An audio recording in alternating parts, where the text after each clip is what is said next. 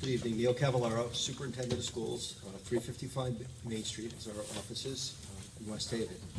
Good evening, Mayor O'Brien, City Council members, and residents of West Haven. Thank you for giving me and everyone here tonight an opportunity to speak about the proposed budget.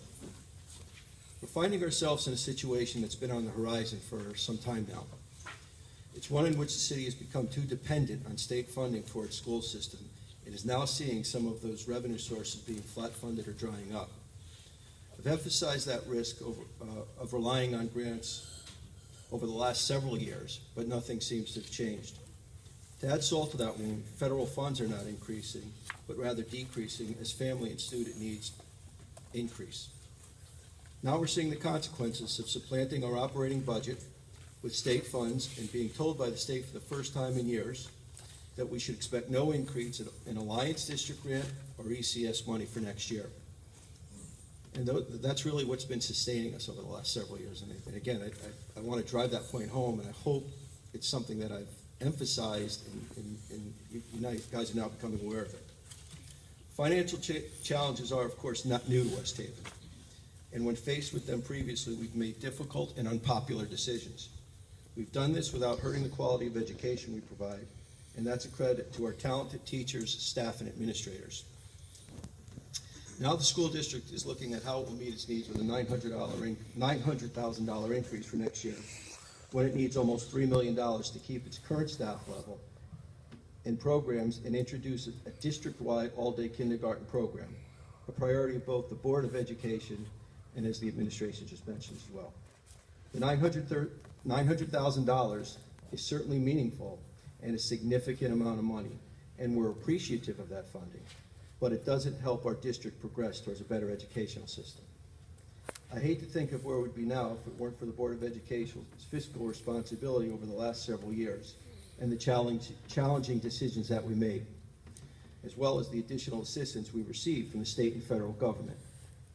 And I think, and I know next week we'll talk about some of those tough decisions that we've made that I think have saved us a lot of money over the last several years. With any budget plan, prior to introducing a new program, we must first meet our contractual obligations with our current employees. Remember also that in education, new programs require hiring new teachers and taking on those salaries year in and year out.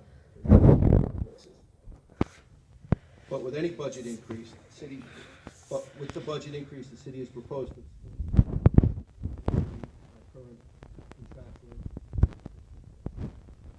So while we'll do our best to maintain all-day kindergarten classes at Forest Elementary School and Saturday afternoon school, at this point, I don't believe we can expand the program for the rest of the schools. Quite frankly, we need a larger investment from the city in our school system, and we need long-term planning for school buildings, enrollments, and finances. We need the city to once again fund more than half of the school budget, because currently more than 50% of our revenue comes from outside resources, either the state or the federal government.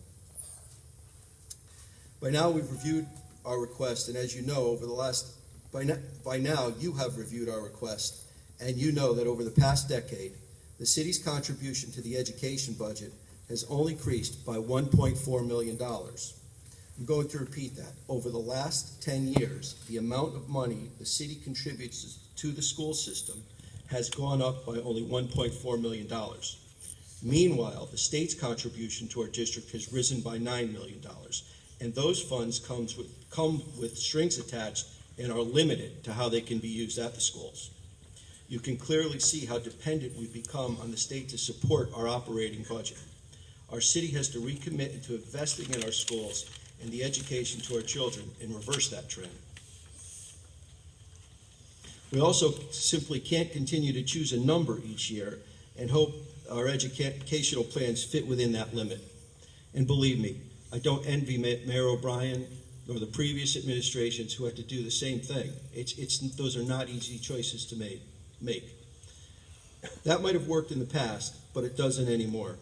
Our schools and students' needs have changed, and I'm proud to say the Board of Education has responded to those needs.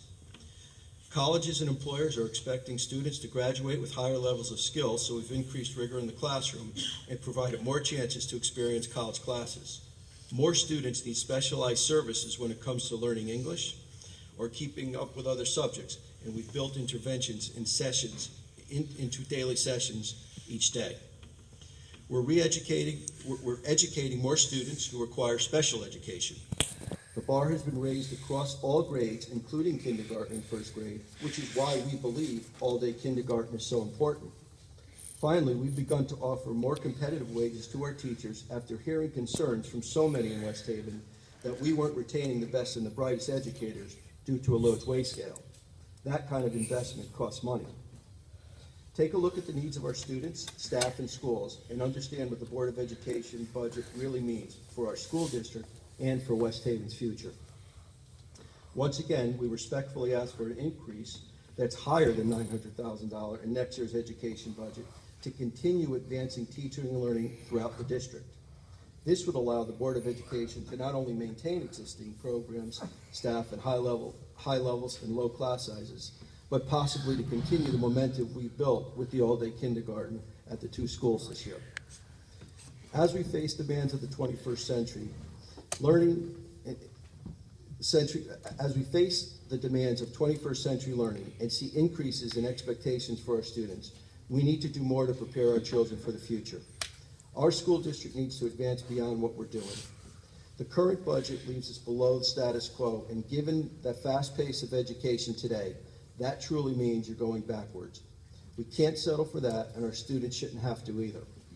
We've already begun the process of scrutinizing our budget now that the mayor has presented this to the city council. We pledge to do what we can do to find additional efficiencies in our operations, but we need more.